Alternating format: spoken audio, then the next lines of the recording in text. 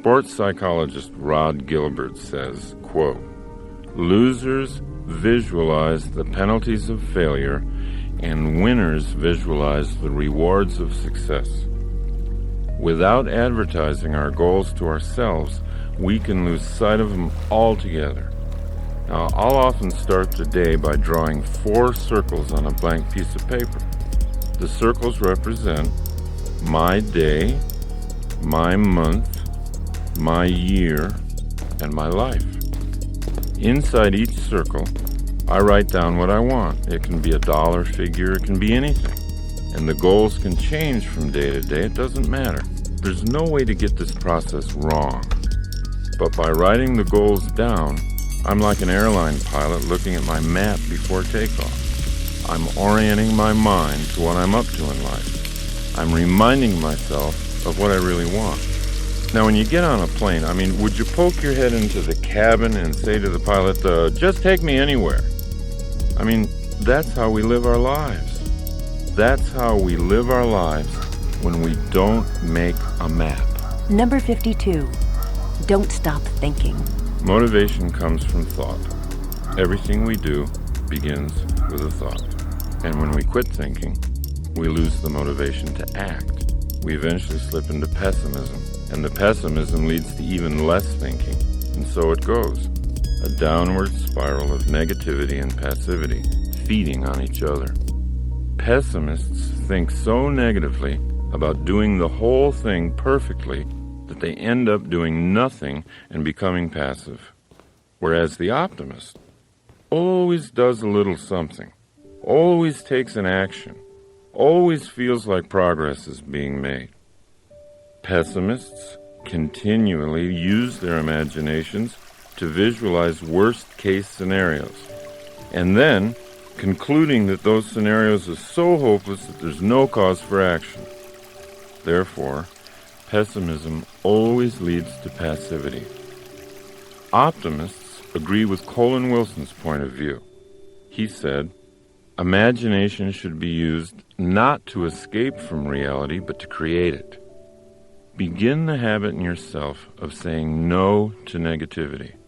When negative thoughts start their argument in your mind, which they always do, even for optimists, don't stop thinking. Real creative thinking is going to lead to optimism, and optimism is always self-motivating. Number 53. Debate your dark side. Negative thinking is something we all do. The difference between the person who's primarily optimistic and the person who's primarily pessimistic is that the optimist learns to become a good debater. Once you become thoroughly aware of the effectiveness of optimism in your life, you can learn to debate your pessimistic thoughts. If you catch yourself brooding, worrying, thinking pessimistically about an issue, build a case for the optimistic view. Pretend you're an attorney whose job it is to prove the pessimist in you is wrong. If you really want to open up your life, go optimistic. Number 54. Make use of trouble. I think all of us have heard so many stories, so many incidents where bad events, looking back, in retrospect, were strokes of great fortune. A person who breaks her leg skiing, meets a doctor in the hospital, falls in love, marries him, has a happy life. What seemed horrible turns out to be unexpectedly great. We begin to see the truth in what Richard Bach says.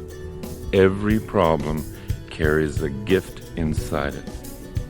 Now, by choosing to make use of seemingly bad events, by asking yourself, how can I use this? What might be good about this? You can get to the gift inside your problem a lot more quickly. Number 55. Learn to brainstorm by yourself. So, try this. Put a goal on the top of a page, and then put numbers 1 through 20 on that page and begin your brainstorming session. List 20 ideas. They don't have to be well thought out. They don't have to be reasonable. Give yourself permission to flow. Your only objective is to have 20 ideas scrawled down within a certain period of time. If you do this for 1 week, you'll end up with 100 ideas. Are they all usable? No, of course not. But who cares? When you began the process, you probably didn't have any usable ideas. Number 56. Create your own voice. There have been times when I've been told that I am lucky to have a good speaking voice. Many people are impressed. Sometimes I don't even use a microphone. I speak to hundreds of people in the audience, boom out to them. And you know, people will say, boy, you've been blessed with a powerful set of vocal cords. I have to tell you, it's not true. My voice used to be no better than some feeble monotone. It really was really awful. I mean, I would talk like this. Well, you know, my boy, I would love to see you today. Now look, I set about to change it. I always carry a number of cassettes in my car. I always sing along with them. I crank them up good and loud. By the way, it's best done while you're driving alone. And I sing at the top of my lungs. I make certain I do it every day, even when I don't feel like singing.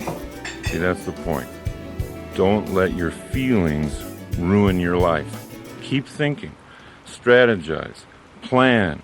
You can create anything you want. You can even create your own voice.